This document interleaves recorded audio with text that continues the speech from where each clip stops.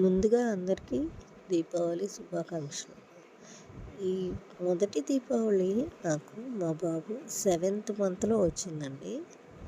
ఇప్పుడు వాడికి 7 ఇయర్స్ అన్నమాట. ఈ 7 ఇయర్స్గా దీపావళి చాలా చక్కగా చేసుకుంటున్నాడు. అలాగే మామూలుగా మందులు కాల్చకూడదు అని చెప్పి అనుకుంటారు కదా, కానీ చిన్నపిల్లల కోరిక మేరకు చిన్న చిన్న సరదాలు తప్పవండి. అలాగే మనం ఎన్ని ఎక్కువ దీపాలు పెట్టుకుంటే అంత బాగా పండుగ చేసుకున్నట్టు అని చెప్పి అంటారు. సో అందరం కూడా చక్కగా, నేనైతే గోధుమ పిండితో ప్రమిదలు చేసేసి ఆవు నెయ్యితో దీపాలు పెట్టారండి. అది ఎన్విరాన్మెంట్కి కూడా చాలా ఉపయోగపడుతుంది, చాలా మంచిది కూడా. తర్వాత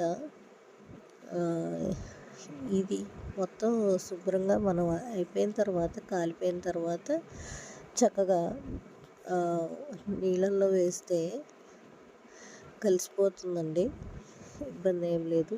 తర్వాత ఏదన్నా నదిలో వేస్తే దానిలో ఉన్న చేపలు అన్నీ తింటాయి, లేదా ఎక్కడన్నా పక్కకు పెడితే గోమాతలు కూడా తింటాయండి. మీరు పండుగ చాలా బాగా జరుపుకోవాలని